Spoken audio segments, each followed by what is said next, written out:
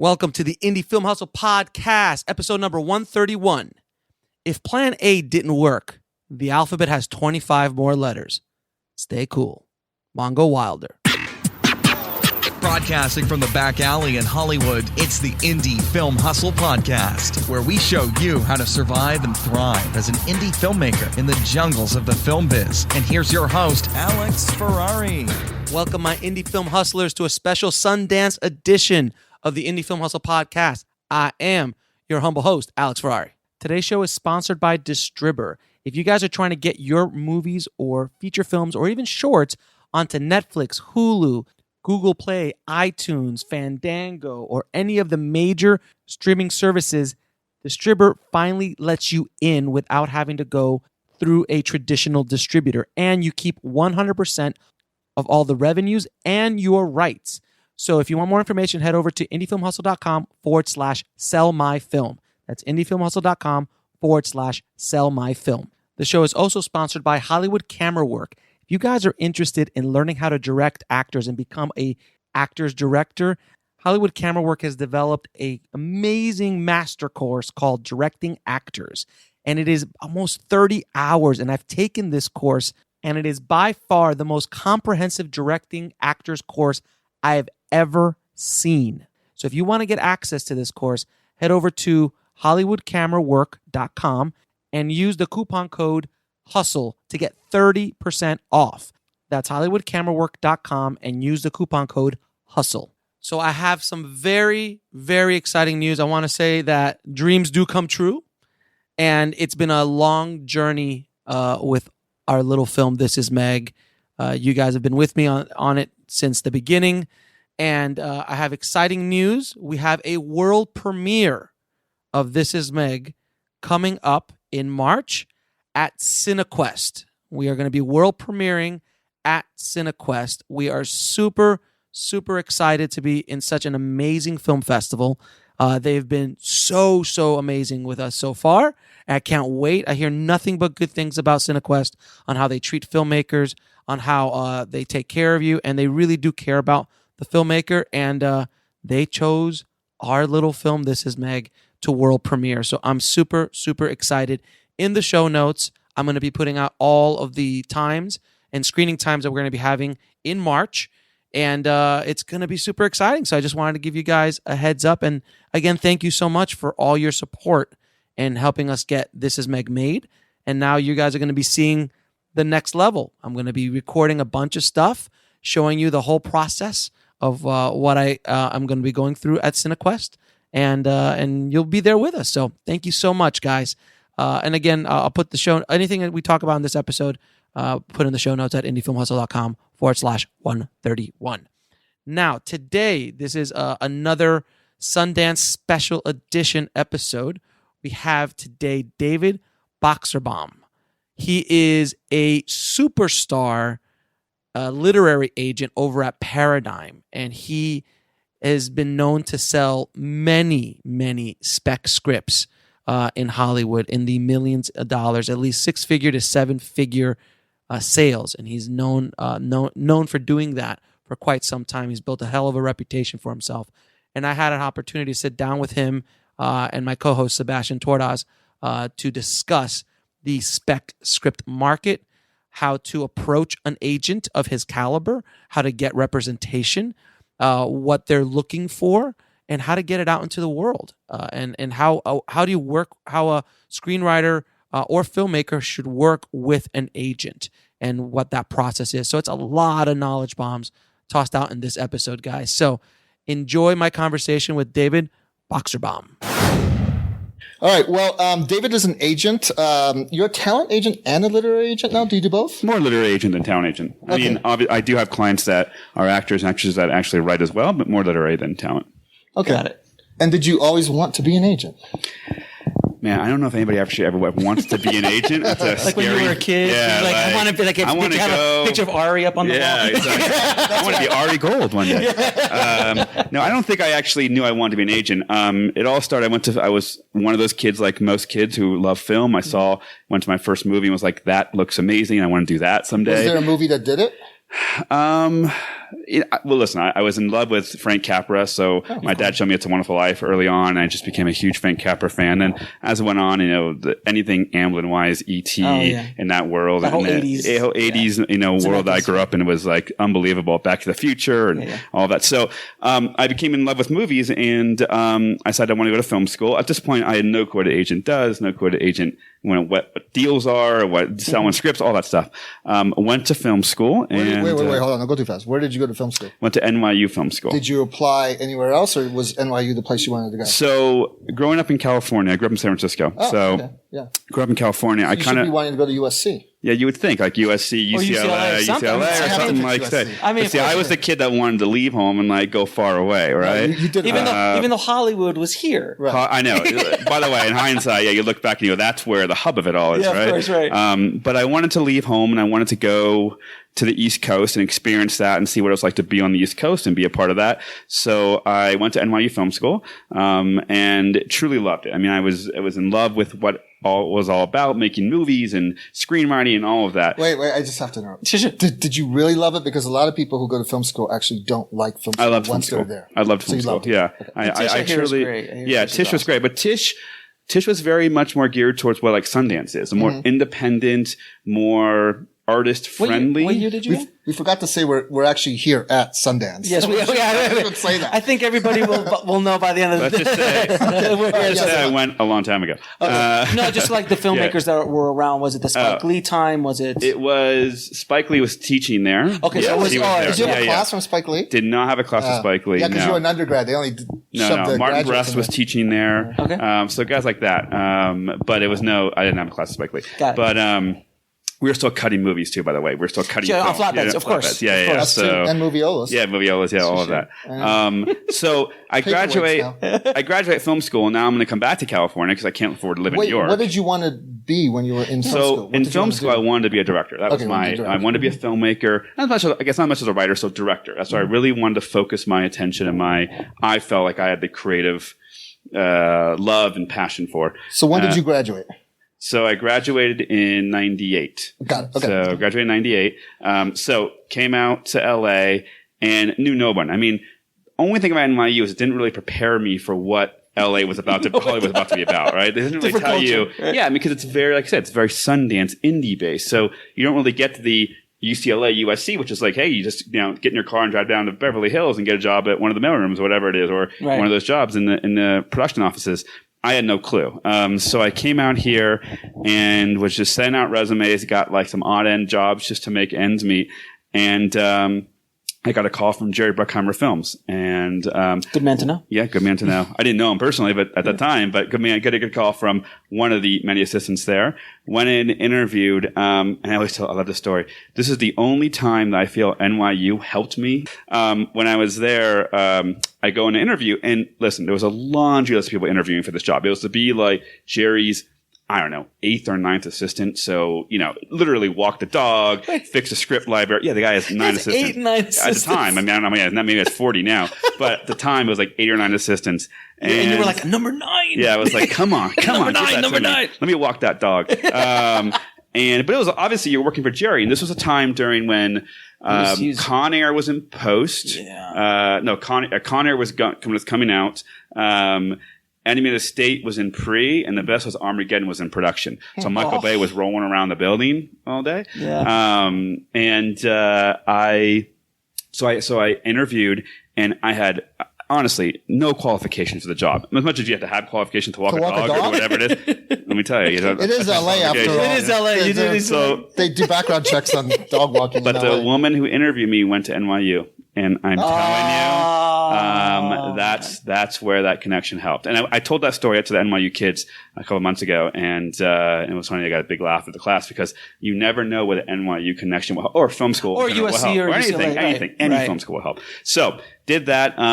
Was there for about 7-8 months. It was an amazing experience to see that, but I wasn't really integrated that much. And what did you actually do? So you're doing more like PA type stuff for the office. Totally PA stuff. Running around getting lunch, whatever. But answering phones occasionally, and I'd answer the phone a couple times, and Jerry would call, and you put it through the number 4 system, number 3, number 2, number 1. Right. So I did that kind of stuff. And then, I didn't really know what I wanted to be still in the business. I didn't understand. I knew now, okay, there was production, there was producers, and there was all executives and all that. But I didn't quite understand what I wanted to be. We'll be right back after a word from our sponsor. And now back to the show. I knew coming out of film school, I didn't want to be the kid that ran around town broke with a film scanner in my hand. There's nothing wrong with that. And it's an amazing creative passion if you have that and you want to do that. And it's a great journey. But for me, I wanted to kind of learn the business. I just still didn't know where to be in the business. So while I was there, someone's like, if you really want to learn it, you should go to work in an agency. That's where the hub of it all is. That's where you learn everything.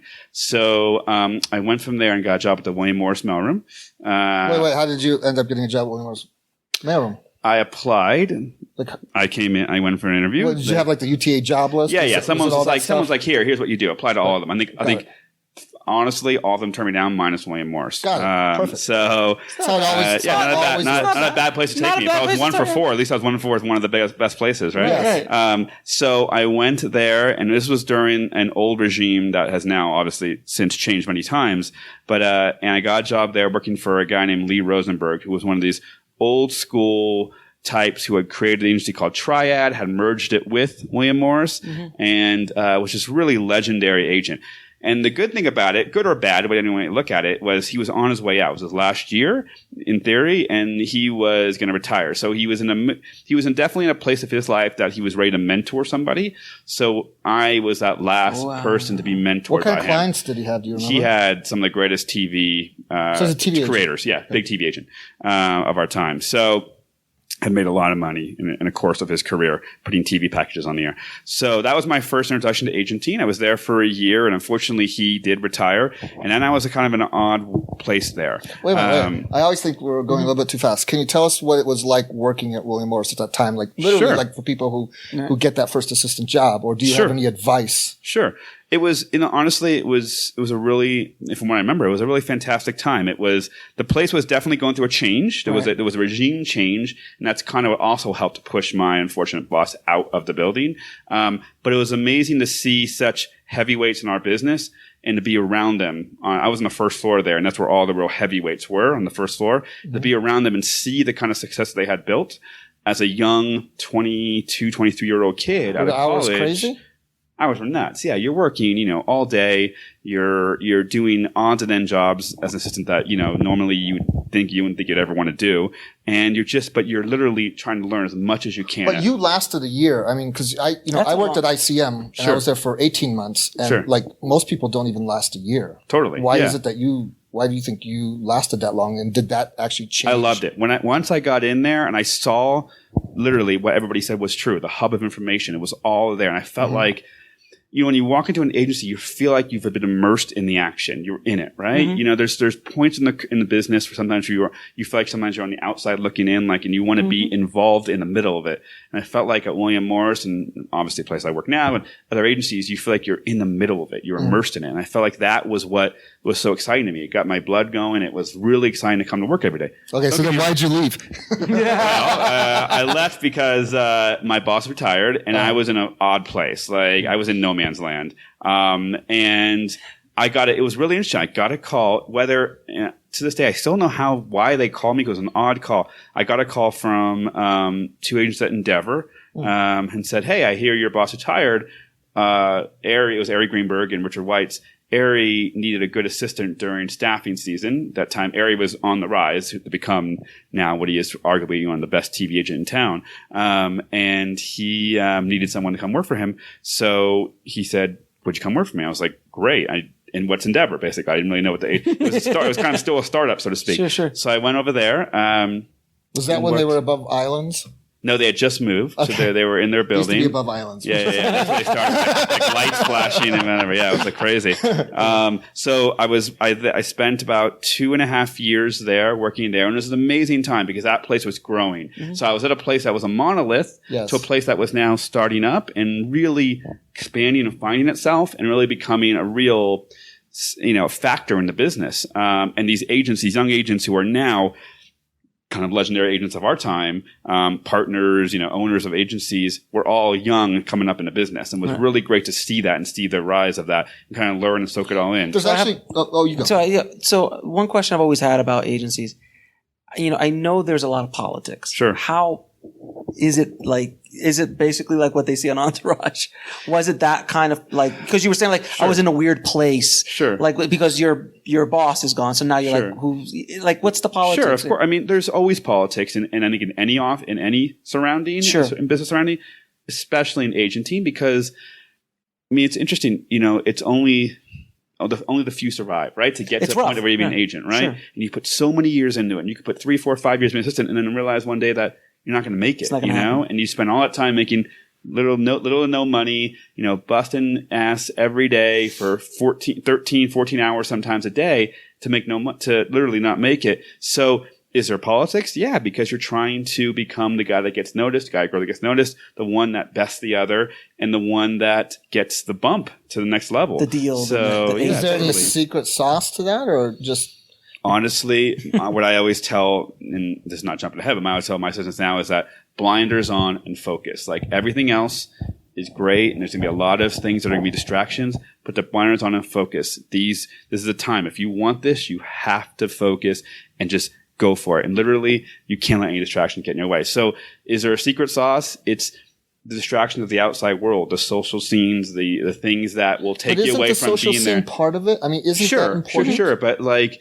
I mean, are you in there in the morning, you're the last one to leave? Right. Are you reading more than another person? Are you on the weekend doing more than you have to do to impress your boss? Are you at night going out for a drink, but are you back, at 12 o'clock at night, still reading a script before you go to bed, up at 6 o'clock in the morning, 7 o'clock in the morning, So it's just, are you going the extra effort to do it, And well, actually, I think burnout is, I should ask you about this because we're at this point. Sure. Because burnout's a big thing in the business. Do you have any? Sure. It's a huge business. Sure. I mean, in every part of the business. Sure. What do you have any notes or comments on that? Because that could, that's a hell, what you just said is a hell of a lot. I burned out actually at one point. I mean, it happens. Absolutely. I think you hit a wall. I think everybody's career, there's points where you hit a wall and you say, wow, what's next? And can I get over that wall just professionally and mentally and physically, right?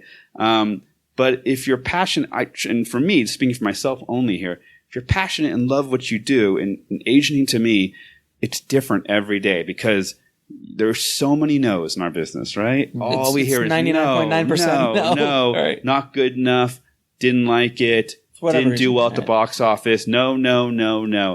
That one yes, when you get it, it makes everything else feel like it never happened, it never existed. And that one yes is what gets you to the next day. And I think for me, the passion of that yes, a passion of success, of seeing your clients grow is why I wake up in the morning and come to work, And I think, obviously my family, trying to build a career, all of that is so much part of it as well. But and purely about agenting, that get that yes is such a gratifying part of the business and part of the job that you live for it. See, a lot of people don't, because people just look at it from their own point of view. So if you're a writer or director and you're used to getting no all the time, what's interesting is agents get more no's probably than anybody because they're the front line. You no all the time. They're the front line in front of your clients. It's hard. But think about also as an agent what you deal with, the negativity, the no, all of the things that you shield the client from. People always say, "Oh, you're like a therapist. Deal with all the clients' issues, their own personal issues, as long as they're career issues." There's some truth to that, of course, but you think about if you add all that up, and then on a daily basis, it's just no, and you're taking all that in to answer your questions. Is there burnout? Sure, because you're dealing with so much negativity on a daily basis. But the positive things that come from agenting, the wonderful experience of getting a yes and building careers and breaking careers and seeing clients grow and movies open and do well and being on sets, it so much offsets the other stuff. That's all worth it to me. So so let's say you obviously rep more literary now, right? Sure. And you're known for selling a lot of high-end spec scripts. I've had some success. You've had some success selling spec scripts. So what would you suggest? Well, first of all, what do you do with a client when they first come in? You've just signed a new guy. Sure. Or a new guy or girl, and they've got a spec script that you like. What's the next step?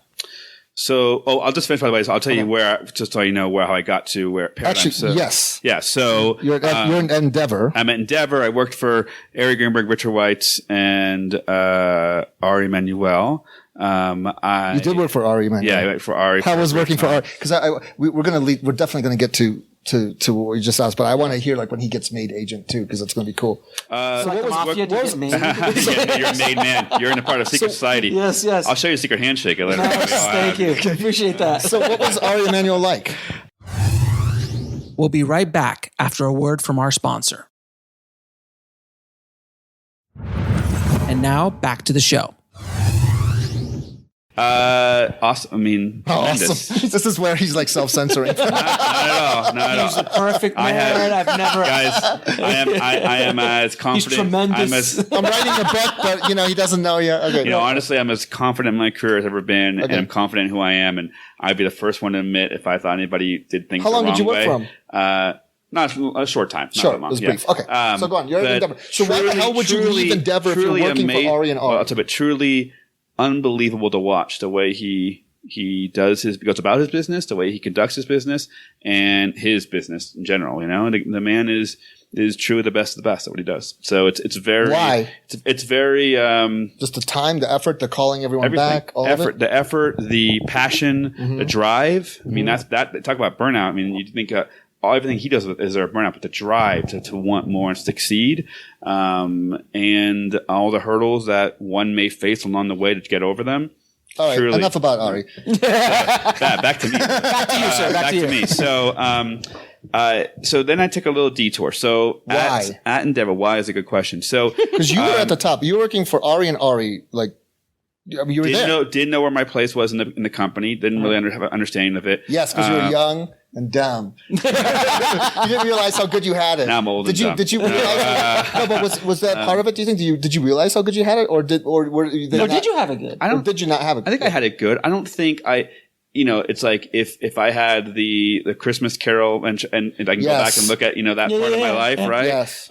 Sure, I would tell young Boxerbaum that I had it really good in that just to focus and stay, and things are different. Things have worked out unbelievably amazing in my career, and I always think the path I took led me to meet my wife and have kids and beautiful family, all of that, right? Yes. So all that path was great for all that. Having said that, I think there was an element of naivete in the way I went about it. It just happens. That's you, of course, yes. So that's why it's important to have mentors or people that you can tell you older than you that can say to you, absolutely. But I actually don't regret that. What I did was I took a small detour from agenting and went into the production executive ranks. Yes. And I worked for a company called RKO Pictures, which has been around for years many years, and had this great library of titles. Sure. Some they owned, some they didn't. The hurdles you face that every day. But and I spent a year trying to put title remakes together and all of that. And, it was an exciting experience. It was also, I quickly learned that what I missed from the agent world was that everyday excitement, the rush, the things are moving, things are shaking. And I felt like as people, any work in the pursuer world, it's a slow down to a halt, right?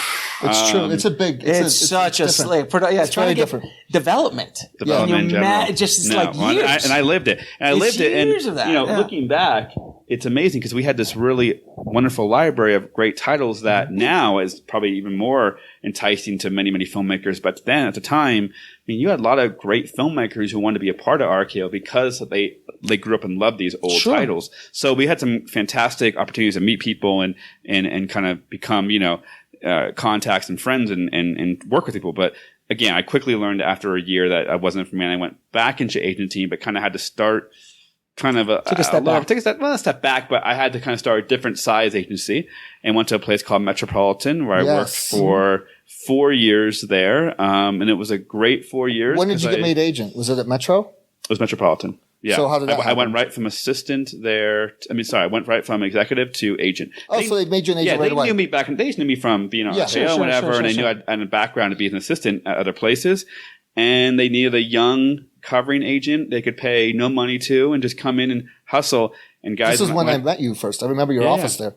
I like that office. Guys, let me tell you, when I tell you I had to come in and I had nothing in my corner, nothing in my corner, but pure drive and Awesome. a little naivete, which was good, by the way. I remember you being very confident. In that situation, it's underrated. That situation was good. Yeah. Because it was all an uphill battle, and it was a really amazing experience because at that point, nothing was given. We were a small little agency, Sure. not a huge literary department, and we faced hurdles trying to compete with the big boys, right? I'd come to Sundance, this is, 16, 17 years ago, and try to sign directors and all that and writers. And I mean, no one ever heard of Metropolitan. We were a small little place. And, Sure. And there was so many great agents that came out of there and have blossomed to really fantastic careers. But it was a small little place. And so after 4 years, First Spec sale. First Spec sale. Do you remember it? I don't. Too far along. Yeah, guys, I should have probably prepared for that. I just don't remember. Oh, don't worry about it. Okay. There's been so many. No, There's been so many. It's true. I'll just blame my old age and so many. So, should have brought our scripts. No, I know, right? We should. We have 4 scripts just on the other side of the room. If you like. Okay. Well, if we need them sold by Monday, you know what I mean? So I'm kidding. But you were selling scripts there and stuff. I mean, I was doing a lot. I was doing TV and features. So I was mostly trained in TV at that point. So right. I went in there as a TV agent, but I quickly kind of started to also learn the feature business. So I was doing both. And by the way, to this day, that has been a huge asset in my career is that I knew both fields. I do much more feature film now on TV, but I've had success recently putting TV shows on the air and all of that. But that having both those assets in my repertoire has done so many great things for my career because it gives clients kind of the comfortability that they can come to me and know that I have the knowledge and wherewithal. I mean, I hope I do. Well, I believe I do to understand both mediums, and that's a rarity, I think. So, what's the actual? Because I know a lot of people listening would love to know what's the inside look at like selling a spec. Like you've got a client, sure. You've got a script that you believe in. Well, how did they find the client in the first place? But sure. We could go back to like, okay, how do you even get? How does that script get to you? Sure. I mean, listen, I always say, and there's so many different ways a great script can get in my hands, but I always say great material rises to the top. It's like cream, it somehow finds its way to the top. And it can be in so many various ways from, relationships to, friends who give it to you contests you read to other agencies they leave from, and you try not to be that guy that poaches from other agencies, but sometimes circumstances arise that stuff like that does happen. So it's different ways it comes to you. But, selling a spec, which, I'm very proud to say I've had some success in, is there's no secret science to it. Having said that, I think I've, to my own end, have kind of found a formula that works and found a formula that has allowed me to have the accessibility to people that necessarily I wouldn't have had before.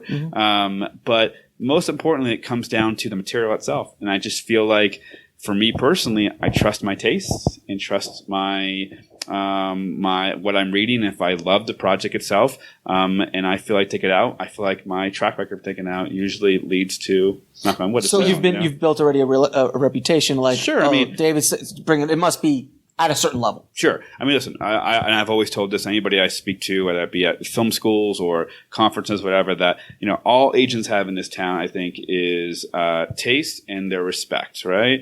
And I think respect and integrity, you can add this to. Once you lose one of them, you're in trouble. Once you lose both, you're done. And for me, I've always prided myself on keeping those intact the best way possible. And I prided myself on just having great taste.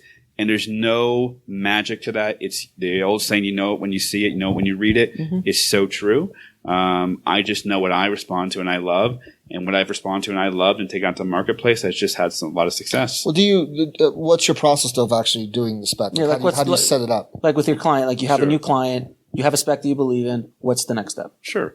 So let's use a recent example. Okay. So, as recent as last weekend.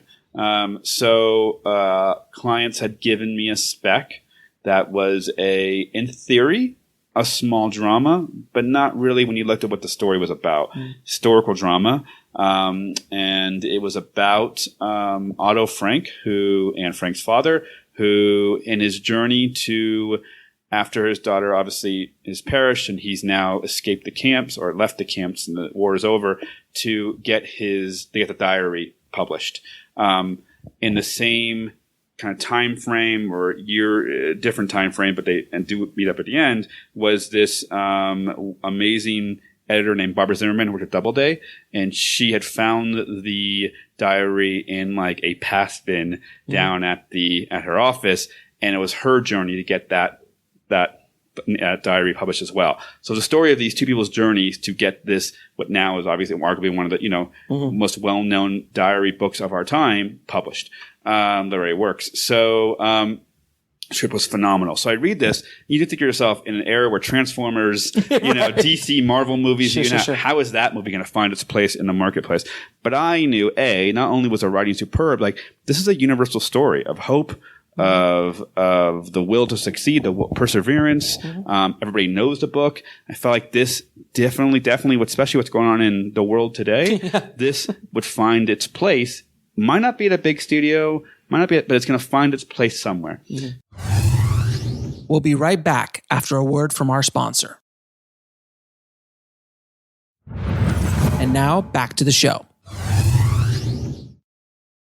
So I tested it out there, and when I test things out in the marketplace, I'll give it to a few tastemakers that I love. If I get any wind of interest, and I'll be very honest with them up front and say, listen, this is the plan, just so you know, I'm very upfront about it. And once I caught interest from the few tasters and I gave it to, I knew I had something. So you're slipping it to them. Do you slip it like a day in advance, a couple days in advance? Depends. If I'm focused on maybe that tastemaker works for a director that's of high caliber that needs more than a day, I'll give it more than a day. But there usually is a 24 to 48 hour window in my process that I give somebody to read. The tastemakers, are these other agents? No, these are producers, executives in town. Yeah, Okay. So listen, also in an era now where I think specs have gone from they go out one day, it takes like a few days for people to read it, and you find out really where you are in the place of selling it or not selling it within like a week or two. I've been thankfully blessed that still my specs go out, and I'll know within 24 to 40 hours I'm going to sell it. Fast. I'll know pretty fast based on, again, my reputation of selling them and having the taste and whatever. So this thing went out on a Friday. By Friday night, there was heads of studios all over us because the producers we had given to, we had allowed them to go to their certain territories, their studios.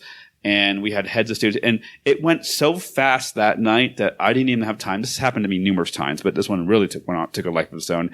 I didn't even have time to get certain studios involved to bid because it was going so fast. And in hindsight, I probably should just given it to them, but it was moving at a light speed on Friday night.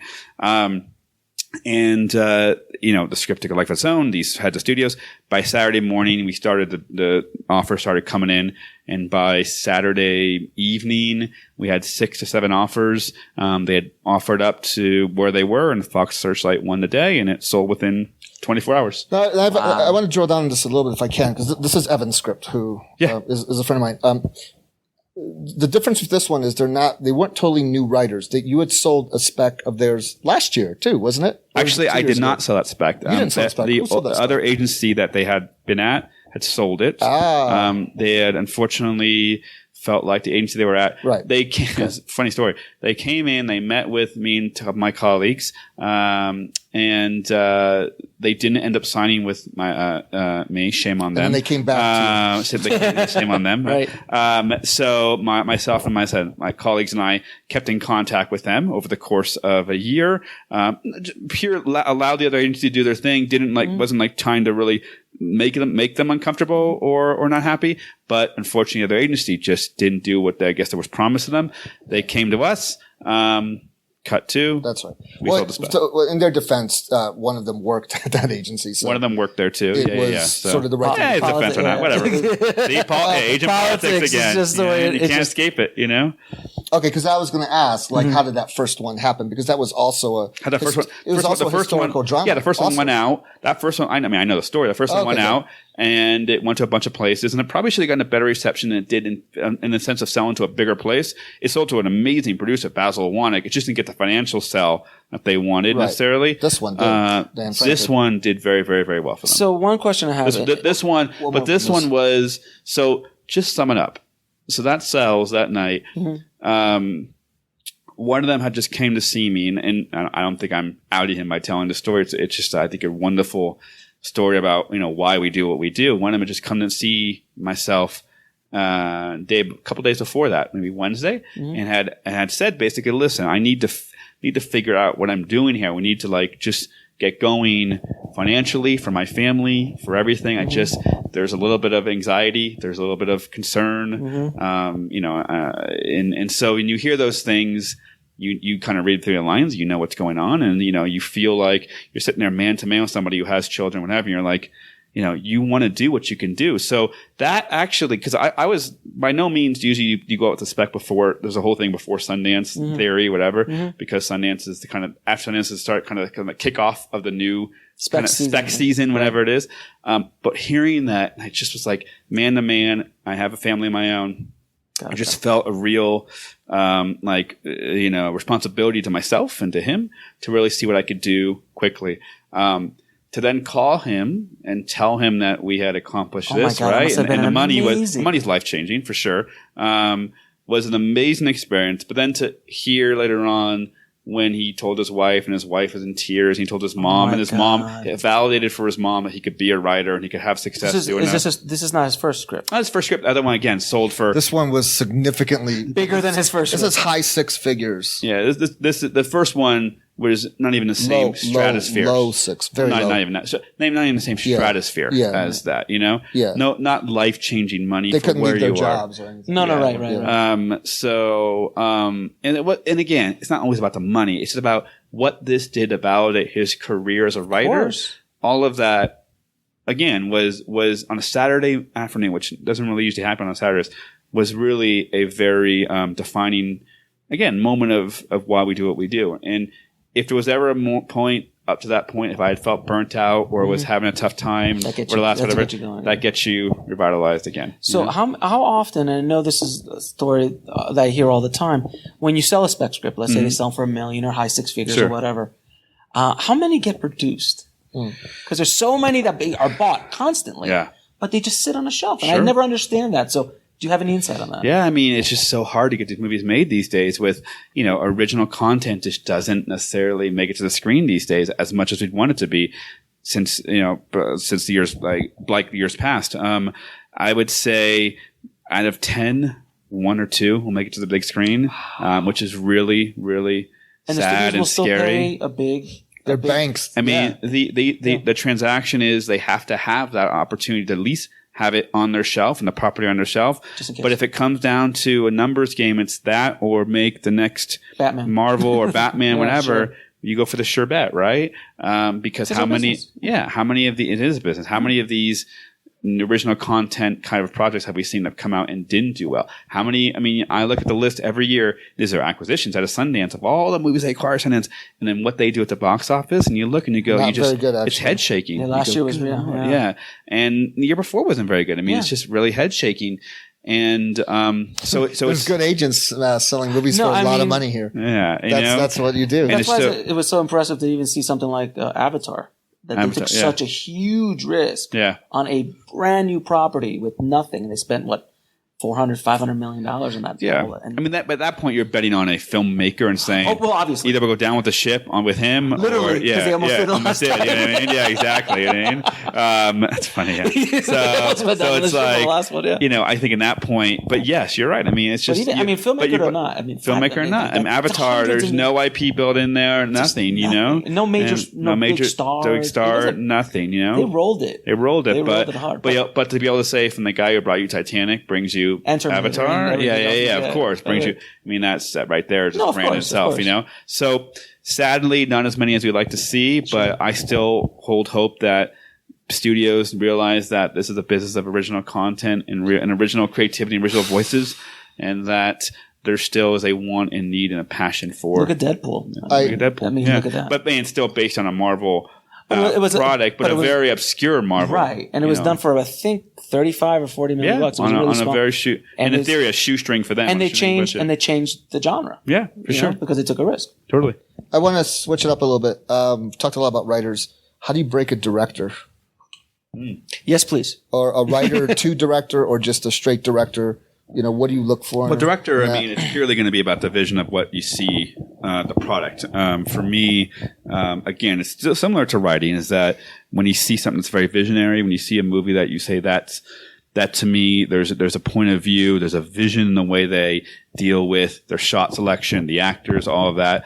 To me, that's what has to stand out these days. How do you break a director? It's either going to be from a film they've already done that gets, rave reviews in town. You kind of obviously have to get them in front of everybody you possibly can, that movie. Does genre matter? No, not at all. Because I've seen some great dramas. Like I always go back to Spider. We'll be right back after a word from our sponsor. And now back to the show. Which was a really great. Really good show from, you can find it on Vimeo, I think. Yeah. That's just the way that they directed the actors. Yeah, not right? at all. So, I mean, no, genre doesn't matter. Genre matters only in short films, I believe. That's where genre does stand out. I mean, you look at a short film like we were involved with, like Lights Out, for example, right? Yeah, I mean, a simple little short. Simple, that, wasn't unbelievably a visionary, but it had a really great hook to it. That's now led David Sandberg to have a very illustrious career and built and growing.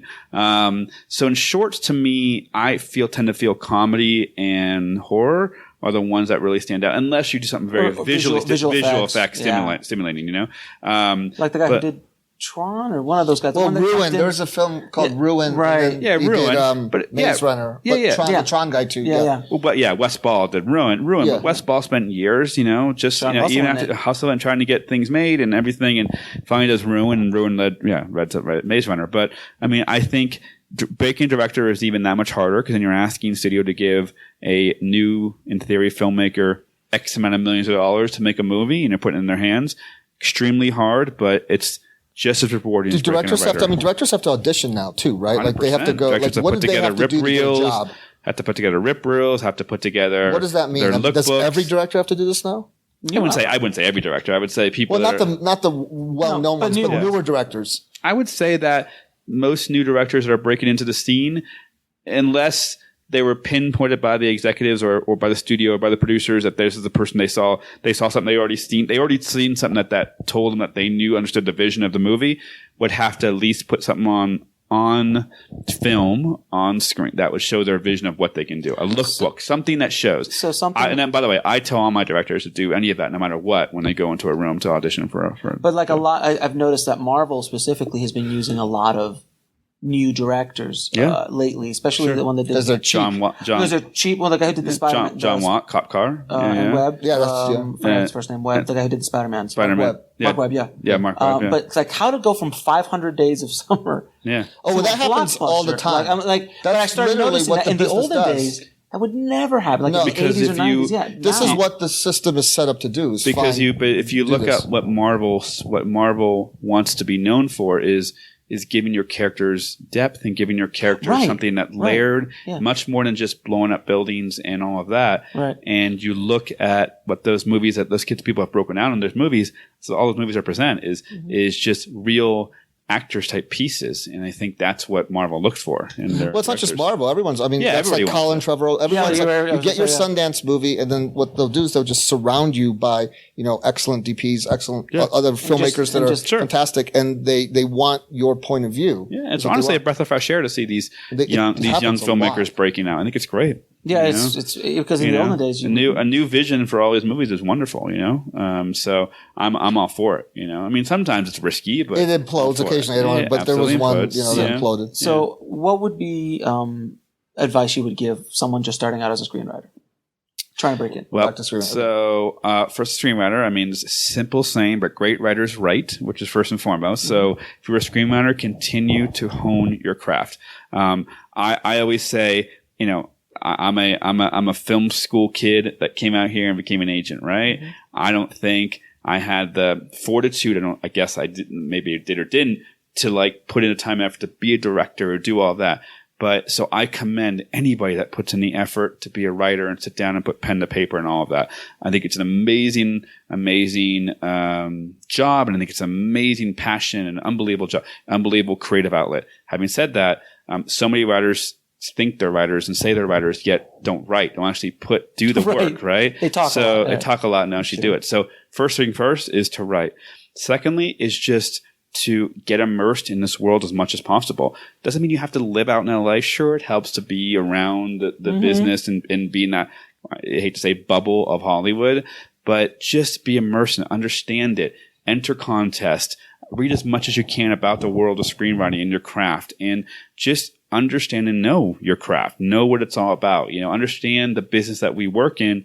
I think it only makes you that much more, I would just say, ready when the success hopefully comes, Now, is it a prerequisite to write your first script in a Starbucks in LA?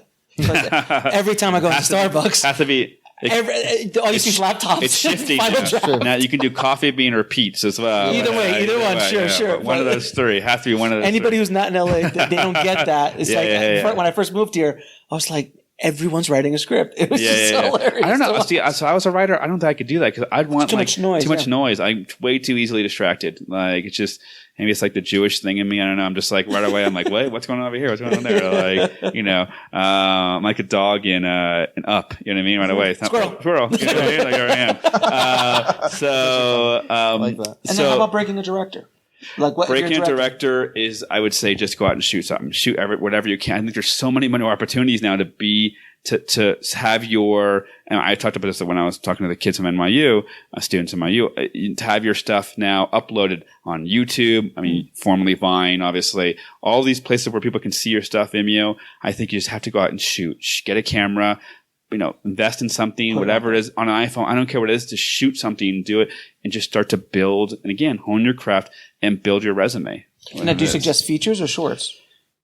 Well, I mean, listen, either or is fine, but it's hard. I mean, it's hard to go out and shoot a whole feature, I'm not saying max out all your credit cards and go severely in debt, but like if that's where your passion and love is, do what you but you could break somebody on just a short. Sure, absolutely. If the short's good enough and strong enough. Absolutely. It's harder, but you can, of course. I think studios are a little bit more resistant to giving somebody a shot just off a short film, but it's done for sure. But just, to get your start in directing, I always think film school is great, but most importantly, just go out and shoot. Do it. Just go out and do it. Again, I commend anybody that does it. Just go out and do it. Cool. Any final questions? Well, a couple. You mentioned contests, so like Nickel Fellowship, Austin's, anything else that comes to mind? Do you actually pay attention to them? Absolutely. I mean, obviously the film school ones, we pay attention to all of that. Samuel Goldwyn, we pay attention to that. I think anything in the Blacklist, I think Franklin Leonard's site is is very connected to the Hollywood scene and very in touch with the Hollywood scene. And we've had great success with the Blacklist site. But again, I mean, it's so there's not one way or right way. It's just continue to write and hone the craft. And do most of your clients usually have a manager before they get to you, or does it matter? Doesn't matter. I mean, I'd say now, I'd say a high percentage of my clients have managers. It changes. Sometimes they come to me with no manager. Sometimes they come to do with a manager.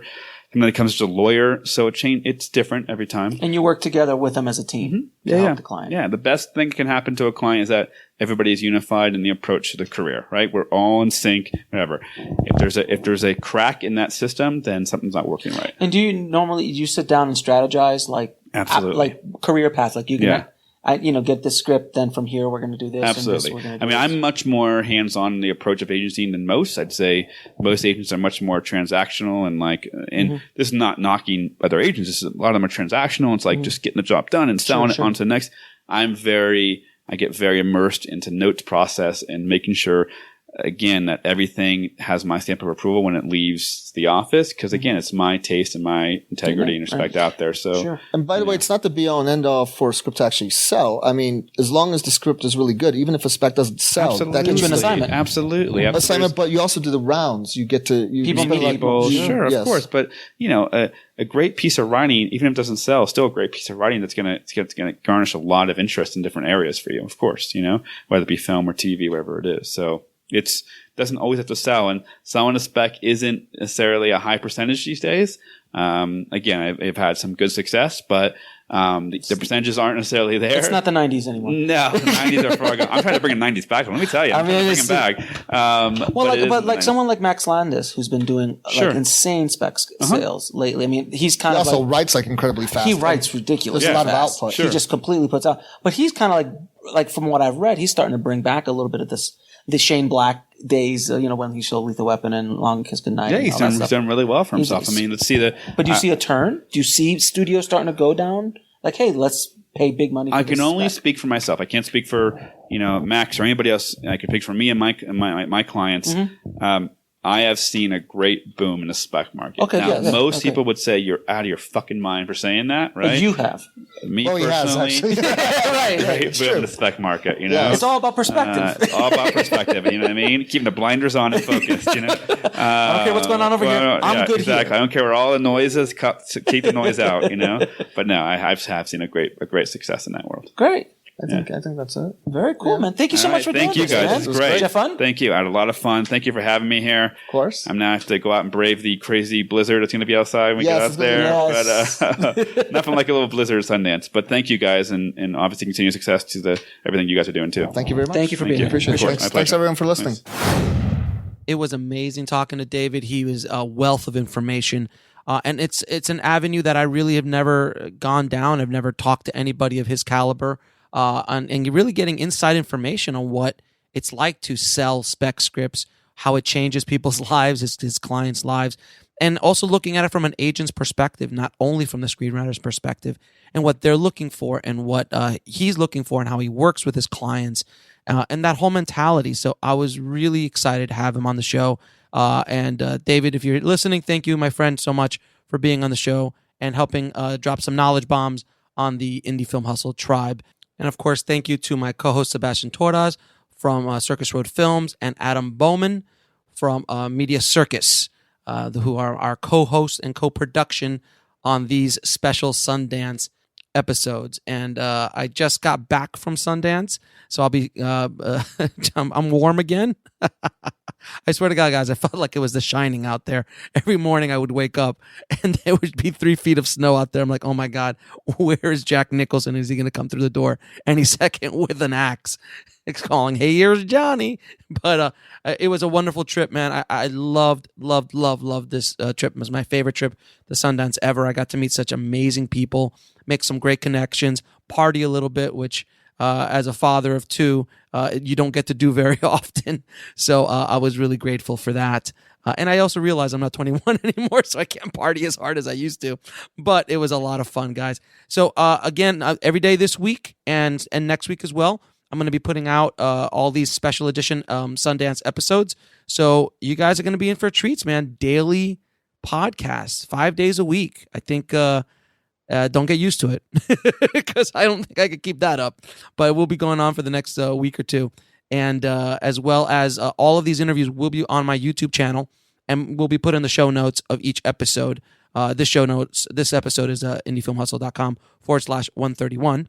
But I will be putting up all the videos as well as some other special videos I took while I was at at Sundance and doing little street interviews with people that we ran into. And it's going to be a lot of fun, guys. You're going to see a lot of stuff coming out of Indie Film Hustle over the next few weeks from Sundance.